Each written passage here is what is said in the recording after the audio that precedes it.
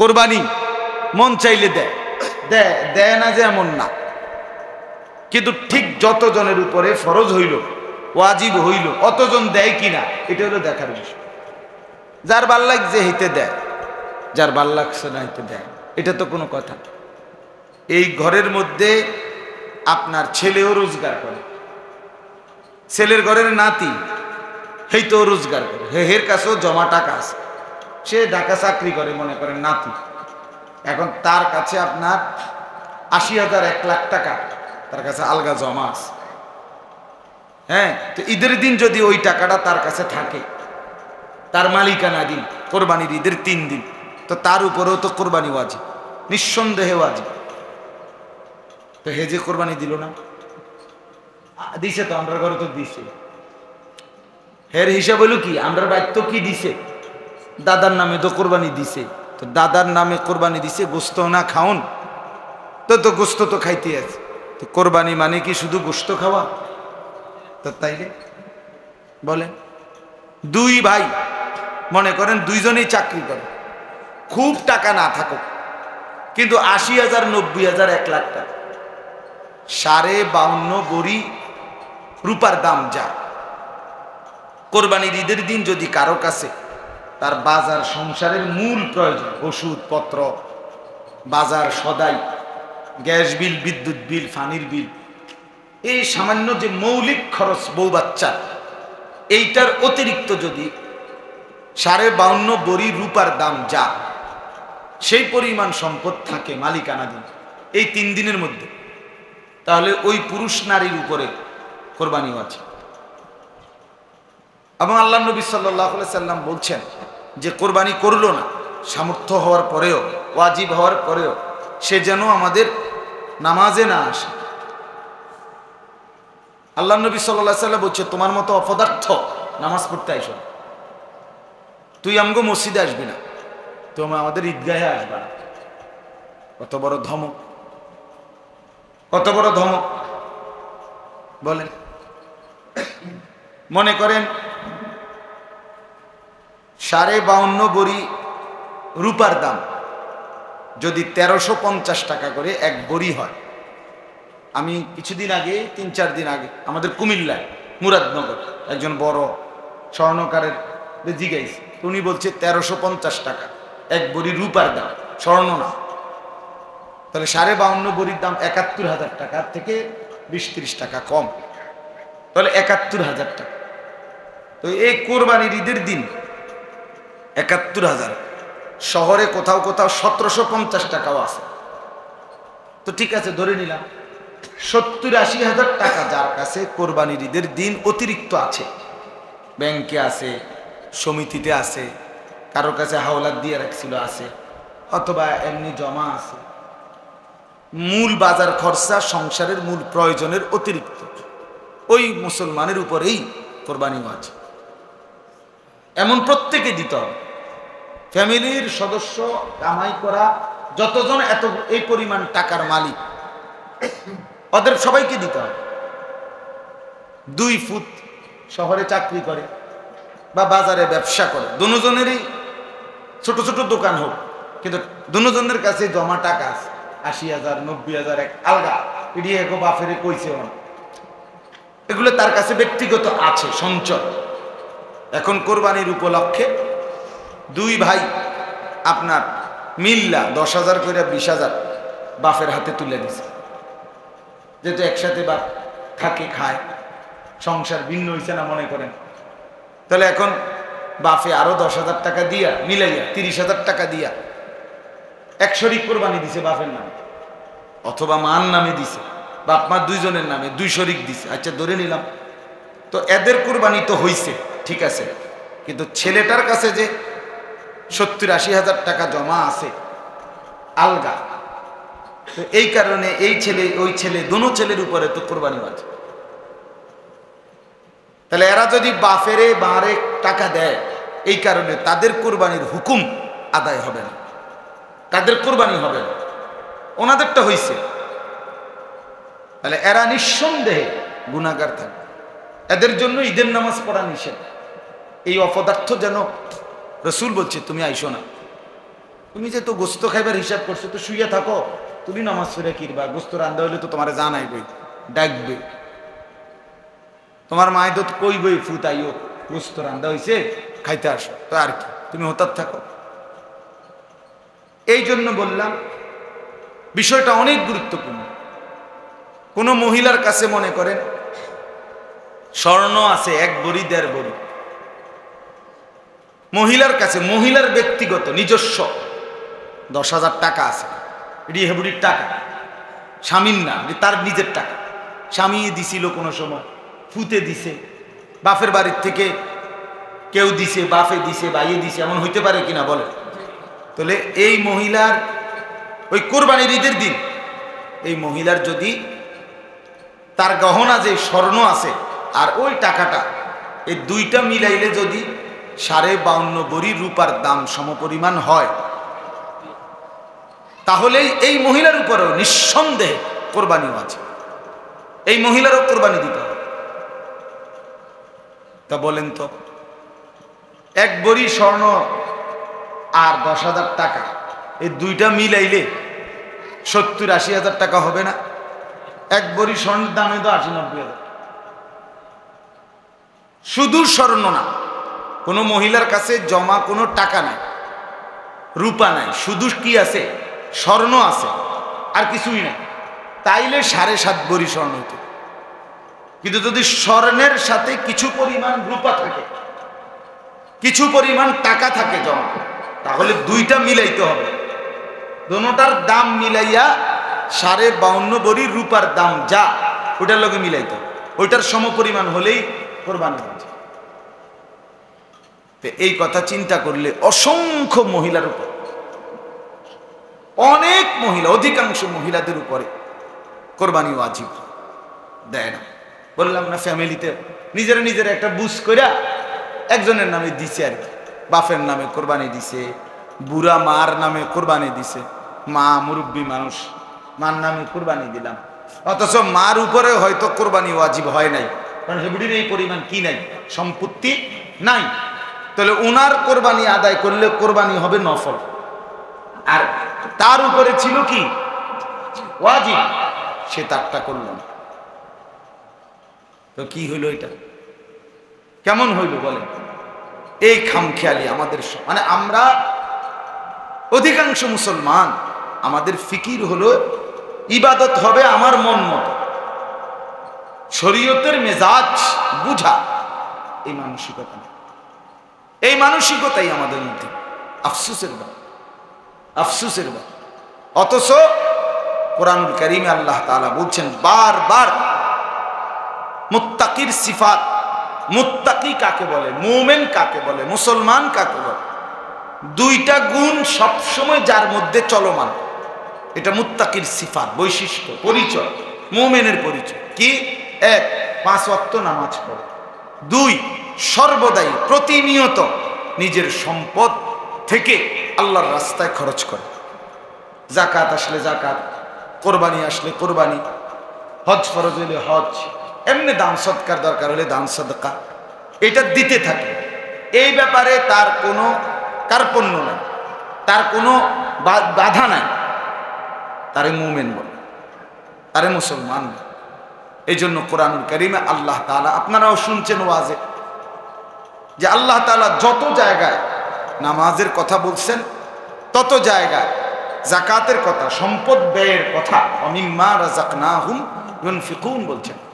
তার মানে নামাজ এবং যাকাত, নামাজ এবং সম্পদ ব্যয়, এই দুইটা একসাথে চলবে, এই দুইটা একসাথে।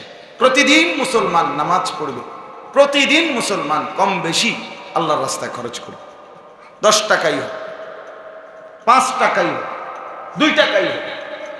নবী সাল্লাল্লাহু আলাইহি সাল্লাম বলছে ইত্তাকুন নার ওয়ালাউ বিশিক্কি তামার, জাহান্নামের আগুন থেকে নিজেকে বাঁচাও আল্লাহর রাস্তায় দান করে, কিছু নাই প্রয়োজনে ওয়ালাউ বিতামারাতিন, একটা খেজুর দিয়ে হলেও, ছোট্ট একটা খেজুর দিয়ে হলেও নিজেকে জাহান্নাম থেকে বাঁচাও।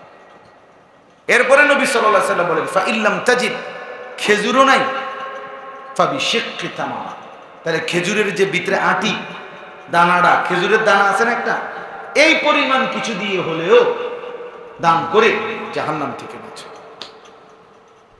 তাহলে কি বুঝাবে?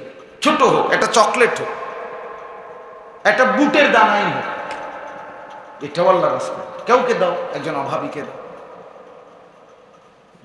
রাসূলুল্লাহ সাল্লাল্লাহু আলাইহি ওয়াসাল্লাম বলছে মুসলমান মানেই দান। হাদিসের মধ্যে আছে ঈদের দিন রাসূলুল্লাহ সাল্লাল্লাহু আলাইহি ওয়াসাল্লাম ঈদের দিন খুতবা দিছে সাহাবীদের সামনে। দিতে গিয়ে 3 বার বলছে তাসাদ্দাকু তাসাদ্দাকু তাসাদ্দাকু, তোমরা আল্লাহর রাস্তায় সাদাকা করো, সাদাকা করো, সাদাকা। ঈদের দিনও বলছে। হাদিস আছে রাসূলুল্লাহ সাল্লাল্লাহু আলাইহি ওয়াসাল্লাম ঈদের দিন মহিলাদেরকে আলাদা গিয়া, পর্দার আড়ালে মহিলারা, ওইখানে কাছে গিয়ে মহিলাদেরকে নবীজি সাল্লাল্লাহু আলাইহি ওয়াসাল্লাম বললেন, ইয়া মা'শারান নিসা তাসাদ্দাকনা, হে মুসলিম নারীগণ আল্লাহর রাস্তায় সাদাকা করো। ঈদের দিন পর্যন্ত গুরুত্ব দিছে। এবং গিয়ে বলার পরে হাদিসে স্পষ্ট আছে, সাহাবী বলতেছেন মহিলারা তখন নিজেদের কানের দুল গলা কান থেকে খুলে ওই যে দান উঠাচ্ছে যে রুমালে ওখানে দিয়ে দিছে, দিয়ে সব একসাথ করে গোলাইয়া হযরতে বেলালের কাছে পৌঁছায় দিছে। স্পষ্ট হাদিস, এবারে বুখারী মুসলিমের হাদিস। তাইলে বিষয়টা কতটা গুরুত্বপূর্ণ। মুসলমান অর্থ ব্যয় করা আমাদের মধ্যে মানসিকতা। এই 10টা টাকা, 100টা টাকা, 500টা টাকা একটা মসজিদ মাদ্রাসার জন্য বাহির করতে গিয়া একজন আলগা হুজুর দাওয়াত দন লাগে যে হুজুর আমনের দায়িত্ব হলো শুধু কালেকশন। এবার 1.5 ঘন্টা ওয়াজ কইরা কাউসালি কইরা কত ভাবে 7 সমুদ্র 13 নদী ঘুরাইয়া গাড়াইয়া কোতাইয়া কাট কইরা বহু কিছু কইয়া আল্লাহু আকবার, বেটার ঘাম বাইয়া বাইয়া পড়ে, এবার থেকে 100টা টাকা পায়। এমন আশ্চর্য। অথচ মুসলমান সে স্বাভাবিকভাবেই, মুসলমান মানেই সে স্বাভাবিকভাবেই নামাজ পড়বে, স্বাভাবিকভাবেই আল্লাহর রাস্তায় খরচ করবে। এটা একবারে স্বাভাবিক গুণ তার। আচ্ছা আপনারা বলেন তাহাজ্জুদ নামাজ কখন পড়ে জানেননি কেউ? দুপুরবেলা। কখন? শেষ রাত। রাতের কি? তাহলে গভীর রাত। এই গভীর রাতে তাহাজ্জুদ যখন নামাজ, এই নামাজটার কথা কোরআনুল কারীমে যেই জায়গায় আল্লাহ বলছে যে রাত গভীরের তাহাজ্জুদ নামাজের ফজিলত, ওইখানেও ওই নামাজটার কথা বলবার সময়ও ওইটার লগে অমিম্মা রাযাকনাহুম ইউনফিকুন বলছে। মানে ওই রাত গভীরের তাহাজ্জুদের নামাজের সময়ও কইছে যে তাহাজ্জুদও পড়ে আমার বান্দা এবং আমার রাস্তায় তার সম্পদ থেকে খরচ করে। চিন্তা করে, আমি ওই দূরে কখনো মাহফিলে গেলে, সিলেট বা ও আর কত দূরে, তো রাত্রে আসলে রাতের 1:30, 2টা, 2:30 বাজে, 3টা বাজে, অনেক সময় ও বিভিন্ন জায়গায় টোল দিতে হয়। টোল, ব্রিজের টোল আছে না, টোলের জন্য তো গাড়ি সিরিয়াল ধরে, ওইখানে একটু জ্যাম থাকে ছোট্ট। এই টোলের যেই জায়গায় মানে সবসময় রাত্রিবেলা অনেক সময় ভিক্ষুক থাকে, টাকা চায় যারা। তা আমি প্রায় সময় এই আয়াত এটা মনে হইলেই, এটা মনে কইরা ওই সময় রাতে 2:30, 3টা বাজে বেড়ার টাকা তাই বলি যে মানে সাথে কেউ থাকলে যে এটার উদ্দেশ্য হইলো ওই যে আল্লাহ যে বলছে রাত গভীরেও বান্দা আমার সম্পদ থেকে কি করে? খরচ করে। তো এটা বুঝাইলাম আর কি। তো আল্লাহ তাআলা চায় মুসলমান মাত্র তার 2টা সিফাত কি? কমন গুণ। এটা তার একদম জেনারেল গুণ, সাধারণ স্বাভাবিক গুণ। মুসলমান মানেই নামাজ পড়বে, মুসলমান মানেই আল্লাহর রাস্তায় কি করবে বলেন না? এটা স্বাভাবিক গুণ। হুজুরে বেশি কাউসালি করতেছে, একারে বেচারা ঘাড় ফালাই দিছে, তুই গিয়া বড়া 100টা টাকা দিছে, যা আর টাকার মায়া করে লাভ নেই। যেভাবে বেচারা হুজুর আবদার করতে আছে, এরপরে কেমনে না দিয়ে পারে, এটা বুঝি কথা হইল? এটা বুঝি একটা মুমিনের সিফাত হইল? আপনারে বুঝি আতফাও দইরা এককারে পাওয়াতে দইরা বুঝি আপনি আল্লাহ দোয়াই এইভাবে বলিয়া বুঝি আল্লাহর রাস্তায় সম্পদ বের করে আপনি আখিরাতে যাবেন না? আপনি কবরে যাবেন না? আপনার নেকি লাগবে না? তাইলে এই জন্য আমি বললাম, মুসলমান যাকাত দিতে গাফলতি করার কথা ছিল না যদি আখিরাত চিনত। কিন্তু আমাদের সমাজ, আপনি একজন করে জিজ্ঞাসা করেন, এখান থেকে ওই মাথা পর্যন্ত, আলেম ছাড়া, ইমাম ছাড়া বাকিদেরকে জিজ্ঞেস করেন যে আপনি বোঝেননি যে যাকাত কার উপরে ফরজ? আপনি জিজ্ঞাসা দেখেন এখানে 100 জনের মধ্যে কয়জন বলতে পারে? আপনি জিজ্ঞেস করেন যে কোরবানি কার উপরে ওয়াজিব, আপনি শুধু এটা বলেন, কে কইতেন? কে জানে? ইডি হুজুর, আমনের হুজুর কাম এটা না, তারপর আমনের কাম কিতা চাচা? আমার কাম বন খাওয়ান, বিড়ি খাওয়ান, চা খাওয়ান, আর টেলিভিশনে রাক্ষসের মতো আগ কইরা নর্তকীর নাচ দেখুন, এটা হলো হেবটার কাম। চাচার কাম হইল সাদোয়ানে গপ,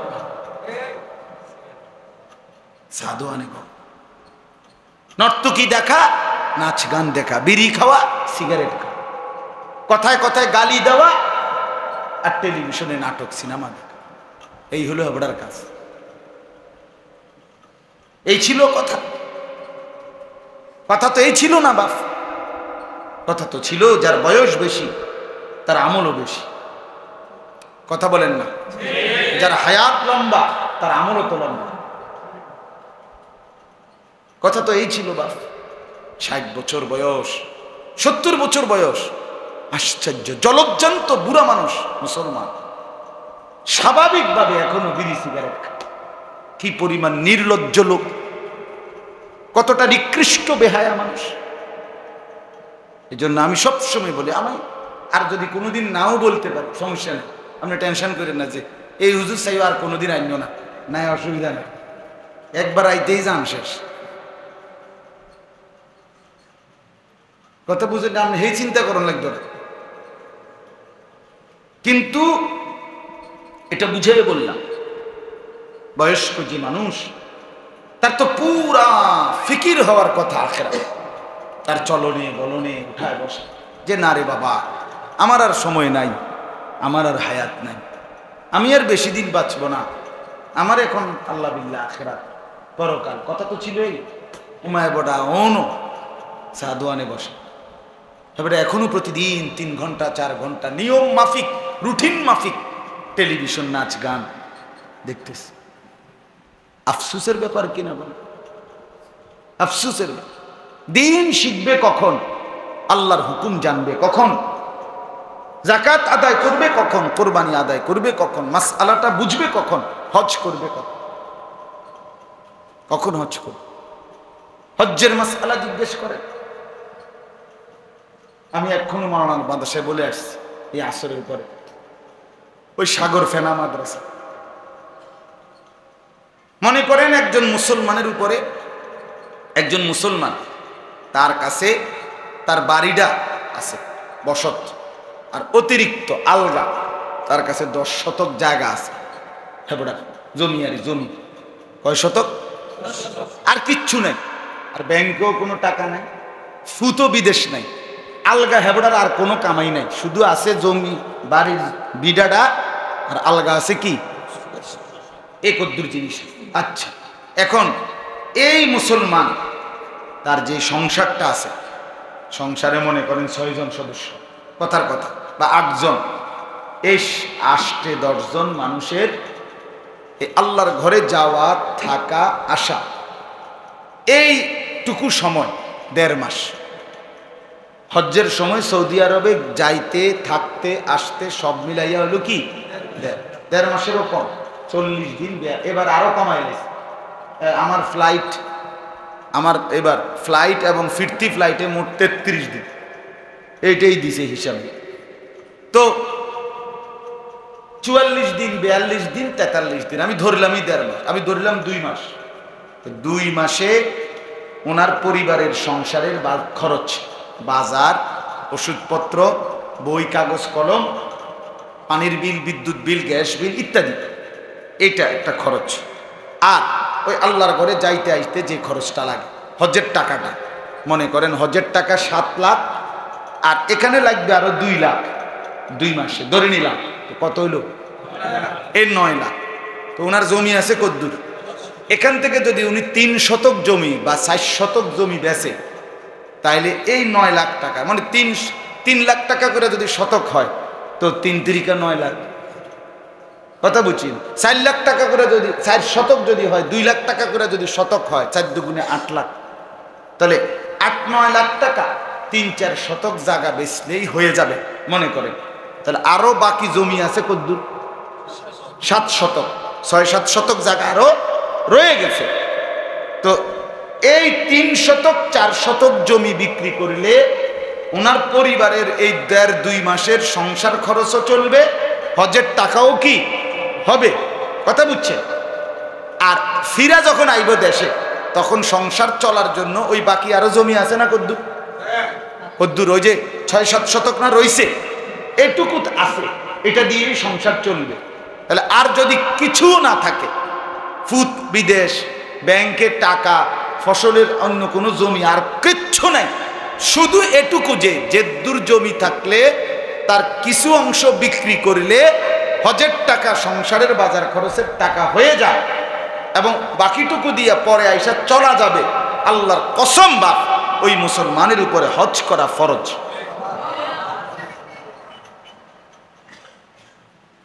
এখন বলেন এটা হিসাব করে এবার কি পরিমাণ মুসলমানের উপরে হজ ফরজ?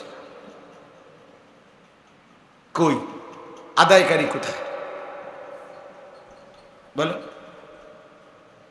ওনারা জিজ্ঞাসা করেন, আপনি চাচা হজ করবেন না? হা হুজুর, এখনো তো 2টা ছেলে বিদেশ পাঠানো বাকি, মাইয়া বিয়া দিছি 2 জন, ছোট মাইয়া গাওয়ানো বিয়া দেন, বাইতে একখান ঘর ধরছি, দোতলার কামটা ফুরে শেষ করতে পারতেছি না, টানা আছে, এই কারণে হজে যায়।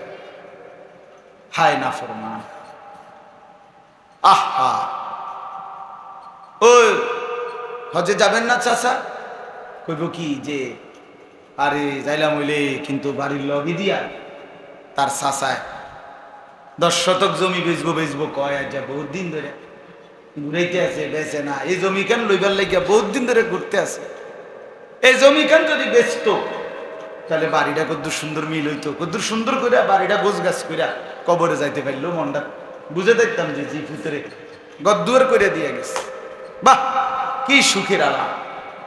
ছেলেকে বিদেশ পাঠাইলে, মেয়েকে বিয়ে দিতে পারলে, হ্যাঁ, বাড়িতে বিল্ডিং করলে, জমি কিনলে, কবরের আযাব মাফ, এটা নিশ্চিত তো? কথা বলেন না? হাসরের ময়দানে মুক্তি নিশ্চিত তো? বলেন। রাসূলুল্লাহ সাল্লাল্লাহু আলাইহি ওয়াসাল্লাম বলেন, যেই মুসলমানের উপরে হজ ফরজ ছিল, অথচ হজ ফরজ হওয়ার পরেও আদায় না করে, চাচারা আপনাদেরকে বলি মিয়া, হজ ফরজ ছিল কিন্তু আদায় করে নাই, মরে গেছে, খোদার কসম নবী বলছে যে তুই হয় ইহুদি হইয়া মর, নাহলে খ্রিস্টান হইয়া মর, তুই মুসলমান হইয়া মরলি না, তুই বেঈমান, তুই বেঈমান বেটা। ফালিয়ামুত ইনশাআ ইয়াহুদিয়ান ওয়া ইনশাআ নাসরানিয়ান, তুই ইহুদি হইয়া মর। নবী সুপারিশ করব কারে? ইমানদারের না সুপারিশ করব? ইহুদিরে। হ্যাঁ, আলাপ করে জিলাপি কন্যা সুপারিশ। সুপারিশ কি জিলাপি কন্যা নাকি? সুপারিশ কি বিরিয়ানির ফোটলা দিয়া? জীবনে মোট কত পোটলা বিরিয়ানি খাইছেন উম্মত, এই হিসেবে সুপারিশ? খিচুড়ির ডেকজি দিয়া সুপারিশ না? বলেন, ইনসাফের কথা বলেন, বলেন না চাচা, বাবা বলেন। রাসূলুল্লাহ সাল্লাল্লাহু আলাইহি ওয়াসাল্লাম বলেন, সে যেন ইহুদি হয়ে মরল, সে যেন খ্রিস্টান হয়ে মরল, মুসলমান হলো না। আহা, এত বড় ধমক আর কি হইতে পারে? এর চাইতে জঘন্য কথা বলেন চাচা, এর চাইতে মারাত্মক কোন কথা হইতে পারে? এখন আমি যদি মিথ্যা বলি তো আপনাকে হুজুরে জিজ্ঞাসা, আপনাকে ইমাম সাহেব কোথায়, আপনি হ্যাঁ বলেন এটা রাসূলুল্লাহ বলছে কিনা বলে। নবী সাল্লাল্লাহু আলাইহি ওয়াসাল্লাম সরাসরি বলছে। কি পরিমাণ মুসলমান আপনার, আহা কি সংসার গুছাইলেন এই জি ফুড বউ বাচ্চার জন্য, নিজের আখিরাত নিজের মুসলমান পরিচয়টা পর্যন্ত কোরবানি করে দিলেন, জবাই করে দিলেন। কবরে গিয়ে দেখবেন কিচ্ছু নাই।